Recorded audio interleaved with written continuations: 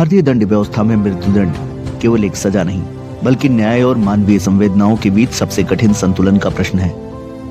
जब किसी अभियुक्त को निचली अदालत, उच्च न्यायालय और अंततः सुप्रीम कोर्ट द्वारा मृत्युदंड से दंडित कर दिया जाता है, तो क्या यही न्यायिक प्रक्रिया समाप्त हो जाती है? उत्तर है नहीं। भारतीय संविधान अभियुक्त को एक अंतिम अवसर प्रदान करता है, जिसे कहा जाता है मर्सी पिटीशन, अर्थात दया याचिका।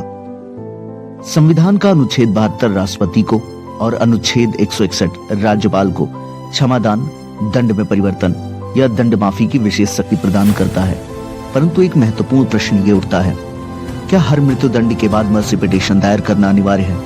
तो विधिक उत्तर है नहीं। मर्सी पिटीशन कोई अनिवार्य कानूनी प्रक्रिया नहीं, बल्कि एक संवैधानिक अधिकार है। बीएनएसएस की धारा 472 यह स्पष्ट करती है कि यदि मृत्युदंड से दंडित अभियुक्त या उसका परिवारजन दया याचिका दायर करना चाहे, तो उसकी प्रक्रिया, समय सीमा और सरकारी दायित्व क्या होगा।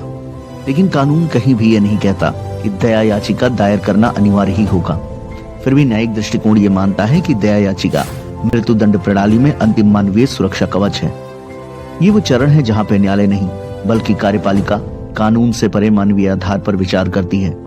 यदि अभियुक्त स्वेच्छा से मर्सी पिटीशन दायर नहीं करता और सभी न्यायिक उपाय समाप्त हो चुके हों, तो मृत्युदंड का निष्पादन विधिक रूप से वैध माना जा सकता है। लेकिन यदि यह सिद्ध हो जाए कि अभियुक्त को इसके अधिकार की जानकारी नहीं दी गई या वह मानसिक अथवा शारीरिक रूप से असमर्थ था, तो मृत्युदंड का निष्पादन संवैधानिक चुनौती के दायरे में आ सकता है।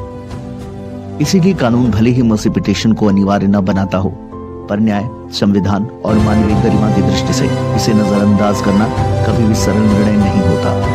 मृत्युदंड के मामले में मर्सी पिटीशन सिर्फ एक याचिका नहीं, यह न्याय और करुणा के बीच अंतिम संवाद है।